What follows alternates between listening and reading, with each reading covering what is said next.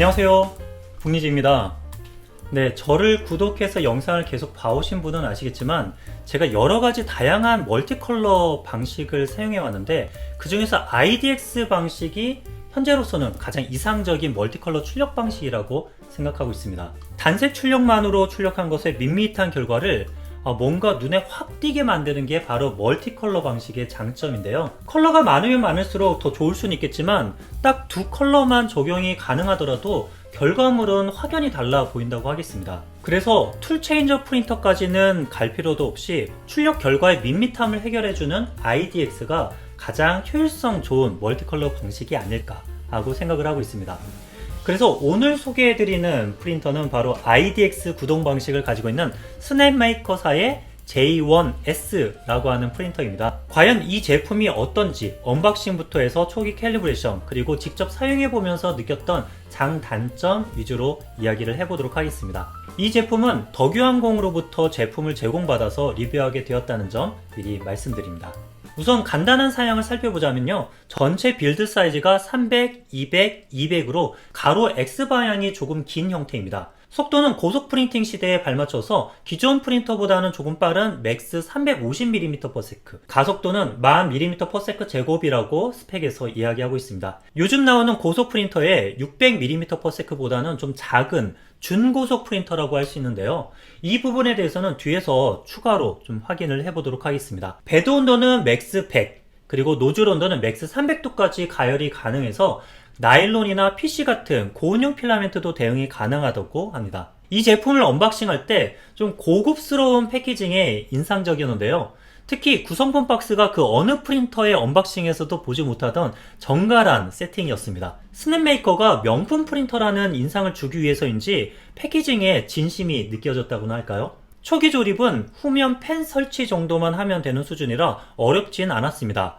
하드웨어 세팅이 완료되고 전원을 켰을 때부터가 많이 좀 색달랐는데요. 모든 초기 캘리브레이션과 준비 과정이 디스플레이에 사진과 함께 방법이 적혀 있었습니다.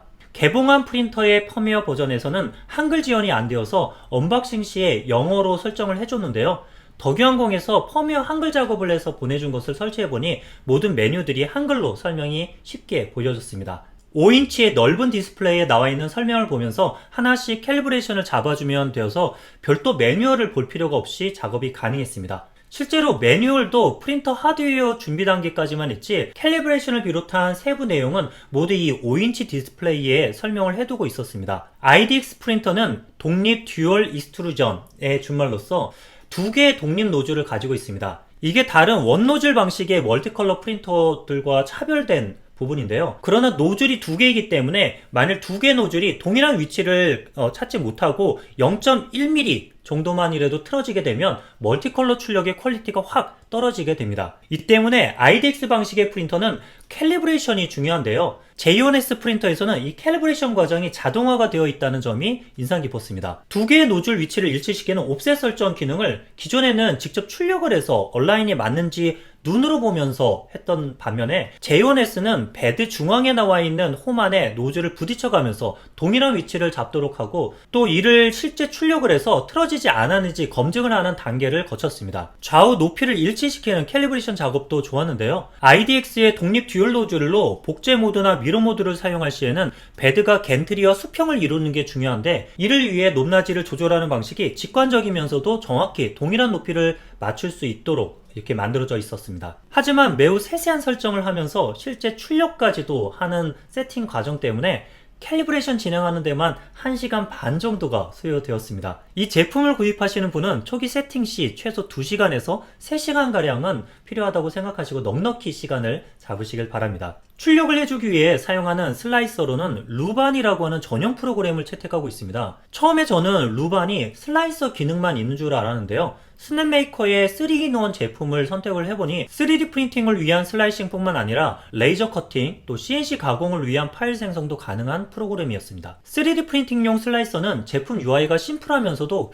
기본 설정으로 사용하는 초보 입문자들이나 또 고급 설정을 하려는 사람에게도 모두 사용이 가능한 구성으로 되어 있었습니다. 내부 슬라이서 엔진은 큐라를 기반으로 해서 만들어진 것으로 보이고 실제로 큐라의 기능 설명은 그대로 가져와 사용하고 있었습니다. 이 프린터 한 대만 운영한다면 전용 슬라이서인 루반을 써서 출력을 하셔도 좋을 것 같습니다. 다만 여러 대의 프린터를 운영하는 상황이라면 프린터마다 제각각의 슬라이서를 익히고 또 사용하고 하는 것도 번거롭기 때문에 하나의 슬라이서로 쓰는 게 좋을 것으로 보는데요.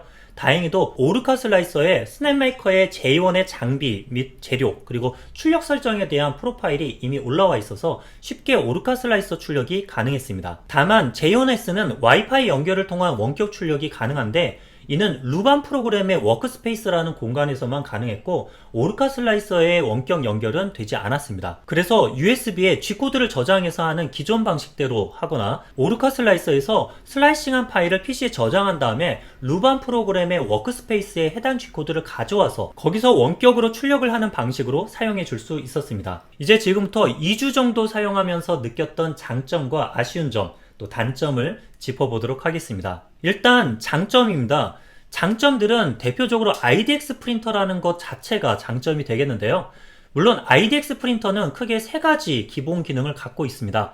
그냥 하나의 노즐로 기본 출력을 할 수도 있고 두 개의 노즐을 이용하여 멀티컬러 혹은 멀티 머티리얼 출력을 또 할 수 있습니다. 그리고 두 개의 노즐이 동시에 움직이면서 복제 모드 혹은 미러 모드를 사용할 수 있습니다. 그런데 J1S는 그에 더해서 필라멘트 백업 기능이라는 게 있었습니다. 그래서 첫 번째 장점은요, 필라멘트 백업 기능이라고 선정했는데요.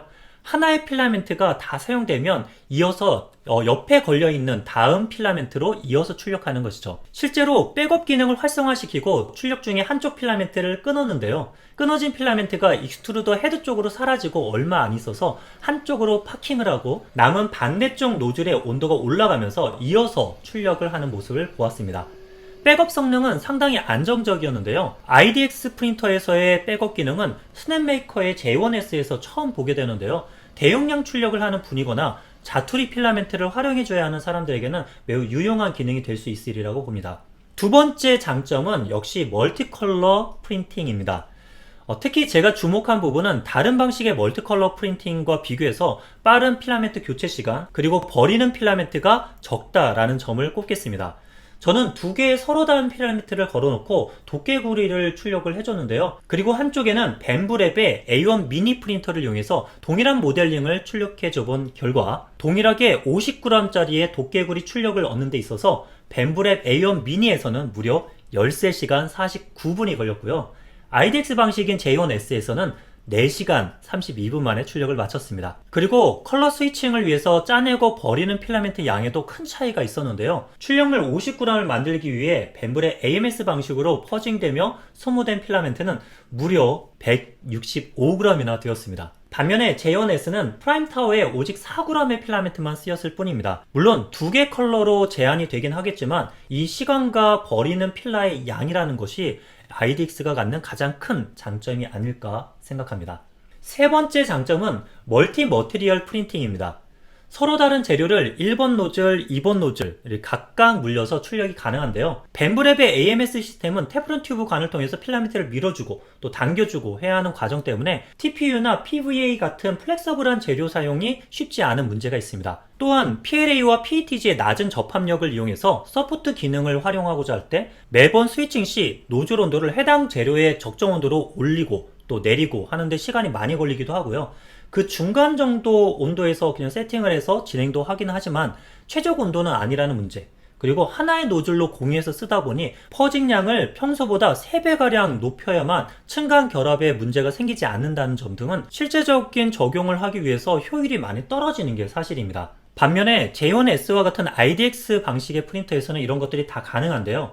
저는 자이로 에어라는 모델링을 PVA 서포트를 이용해서 출력을 해주었는데 그냥 일반 필라멘트를 이용해서 출력을 했더라면 서포트 제거가 큰 이슈였을 것 같은데 출력이 끝나고 바로 물에 넣고 하루 정도 지나니까 아주 깔끔한 출력물을 얻을 수 있었습니다. 그리고 앞서 언급한 PLA, PETG 서포트 적용 테스트도 진행했었는데요. 오버행 부분을 받치는 일반 서포트 경우에는 동일 재료가 맞닿아 있으면 붙어버리기 때문에 서포트는 필연적으로 본 출력물과 간격을 띄워놓고 할 수밖에 없습니다. 그래서 출력 후 서포트를 제거해보면 뛰어든 공간에 출력물이 처진 것을 볼 수가 있고, 실제로 5mm로 디자인했던 부분의 두께가 처짐으로 5.4mm 가량이 나왔습니다. 측정 오차를 감안하더라도 적은 양은 아닌데요. PETG를 인터페이스 서포트로 이용한 이 출력물의 경우에는 서포트 제거도 별도 도구 없이 손으로 쉽게 가능했고요. 서포트가 받치고 있던 부분도 어떤 처짐도 없이 반듯한 면을 나타내 보였습니다. 그리고 두께 측정 결과도 5.05mm 정도로 나왔습니다. 네 번째 장점은 복제와 미러 모드입니다. 출력을 하면 두 개의 노즐이 동시에 출력을 하게 되는데요. 복제는 X축을 이동하는 노즐이 같은 방향으로 움직이면서 똑같은 결과를 출력하는 것을 뜻합니다. 미러는 서로 거울상으로 반대로 X축이 이동하면서 거울 앞에 놓은 물체처럼 대칭으로 만들어집니다. 어떤 방식이든지 동일한 시간에 2배나 많이 출력한다는 점도 IDX가 가진 특징이자 장점이 아닐까 합니다. 다섯 번째 장점은 튼튼한 유리베드입니다. 최근에는 거의 스프링 강판을 이용한 빌드 플레이트가 유행처럼 많이 쓰이고 있는데요. 아주 오랜만에 유리베드를 채택한 제품이 나왔습니다. 한쪽 면은 완벽한 유리로 되어 있고 반대쪽은 텍스처 베드처럼 코팅이 되어 있어서 출력을 하고자 하는 특성에 맞춰서 뒤집어 출력을 하면 되었습니다. 여섯 번째 장점은 노즐 마킹 감지 센서입니다. 흔히 고사양 프린터로부터 저가 프린터에 이르기까지 요즘에는 필라멘트 감지 센서를 적용한 프린터들이 많이 흔한데요. 필라멘트 감지 센서는 실제로 필라멘트가 꼬였다거나 노즐이 막혀서 압출이 안 되는 상황에서는 아무 기능도 하지 못합니다. 그래서 조금 의식 있는 프린터 제조업체들은 요즘 서서히 필라멘트 꼬임 감지 센서를 기본 기능으로 내놓고 있는데요. J1S에서도 이 기능이 들어 있습니다. 그래서 필라멘트를 압출하지 못하는 상황이 감지가 되면 알아서 출력을 멈추게 됩니다. 그리고 필라멘트를 조치한 후에 재개를 눌러서 이어서 출력할 수 있게 해줍니다. 여기까지 이야기 드렸던 것이 장점이었는데요. 지금부터는 아쉬운 점 또는 단점을 말씀드려 보겠습니다. 첫째는 고속 성능이 약합니다. 실제 출력 시 최대 속도를 얼마까지 높일 수 있을지 측정해보는 MVS 테스트 시 13 큐빅/s 정도를 나타냈습니다.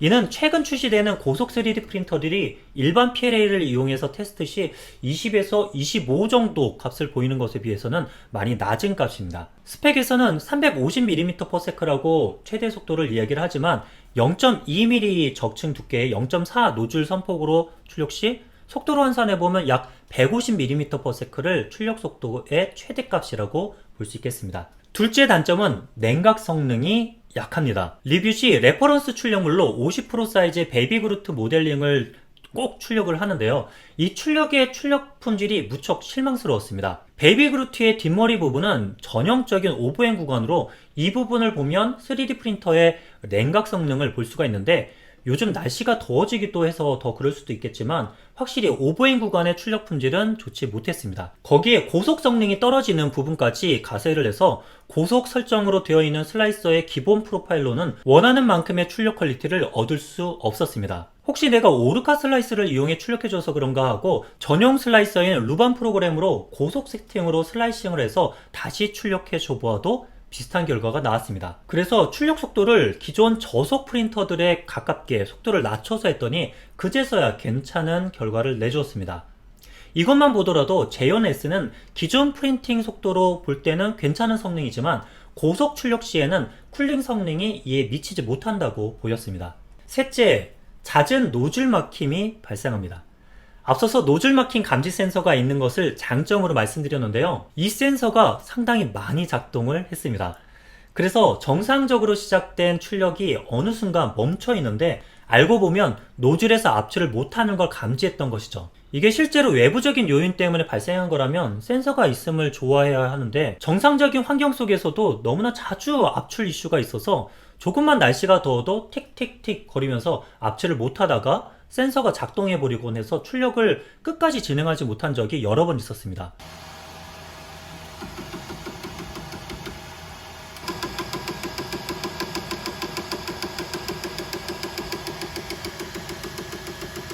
그런 일이 발생했을 때 내부 온도를 보니까 38도 정도까지 오르던데요. 외부 온도가 32도일 때 그랬습니다. 내부에 있는 챔버팬이 외부 공기를 끌어다가 불어넣어주는 거라서 어느 정도 PLA 출력 시 챔버문을 닫고 해도 되겠다 싶었는데 실제로는 열고 출력을 해야만 안정적으로 출력이 되었습니다. 스펙에는 작동 환경에서 온도 조건이 섭씨 35도까지라고 했는데요. 이 스펙 값보다는 좀 더 시원한 환경에서 출력을 해야 할 것으로 보이고, 아무래도 요즘처럼 여름 같은 환경에서는 에어컨을 빵빵하게 틀거나 아니면 PETG나 ABS를 위주로 출력을 해야 할 것으로 보입니다. 넷째는 필라멘트 로딩이 불편합니다. 필라멘트를 노즐 헤드에 삽입하기 위해서는 일단 상단 커버를 제거해야 하고, 꺾어서 들어간 테프론 튜브를 꺼낸 상태에서 필라멘트를 삽입해 넣어야 합니다. 그냥 상단 덮개를 덮은 상태에서 필라멘트 로딩을 해보려고 했는데요. 필라멘트가 중간에 걸려서 잘 안 들어가는 문제가 있습니다. 이 때문에 덮개를 빼었다 올렸다 해야 되기 때문에 프린터 위에는 아무것도 올려두지 못한다는 부분이 좀 아쉽습니다.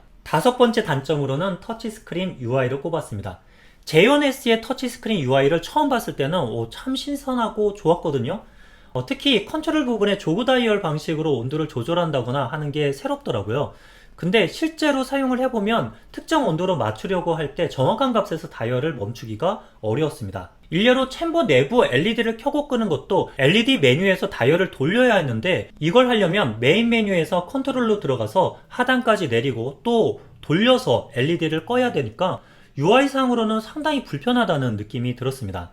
여섯 번째 아쉬운 점은 내부 모니터링 카메라가 없다는 점입니다. 이건 필수적인 것은 아니지만 요즘 나오는 프린터들이 내부 카메라를 통해서 출력 상황을 원격으로 보기도 하고, 또 타임랩스 영상도 만들기도 하고, 또한 스파게티 출력 불량이 발생했을 때 자동 정지가 됨으로써 필라 낭비도 막고 하는데 카메라가 없으니 좀 아쉬웠습니다. 이상으로 2주 정도 사용해보면서 느꼈던 장단점, 아쉬운 점에 대해서 이야기해보았는데요. 앞으로도 J1S를 이용해서 이번 리뷰에서 다루지 못한 다양한 IDX 방식의 활용에 대한 영상들을 공유해보도록 하겠습니다. 많은 관심 부탁드리고요. 총평을 하면서 마무리를 해보자면요. 스냅메이커의 J1S를 한마디로 고속은 아니지만 IDX 프린터의 기본기에 충실한 프린터 라고 하겠습니다. 펌웨어가 클리퍼가 아닌 마릴린 기반이라 실제로 이 프린터를 고속 프린터라고 이야기하기는 어렵습니다. MVS 측정에서도 그렇고 중고속 세팅으로 출력을 했을 때의 출력물도 만족스럽지 못했고요. 하지만 IDX라고 하는 장점을 활용한 일반 속도 출력에서는 만족스러운 결과를 보였기에 고속은 아니지만 IDX 기본기에는 충실하다라고 표현을 해보았습니다. 이번 기회를 통해서 이 제품에 대해 궁금하셨던 부분을 알게 되는 시간이었길 바라고요. 추가적으로 더 알고 싶으신 내용이 있으시면 언제든 댓글란에 글 남겨주시면 직접 테스트해보고 알려드릴 수 있도록 해보겠습니다. 오늘도 끝까지 영상 시청 감사드리고요. 이것으로 마치겠습니다. 이상으로 분이지였습니다.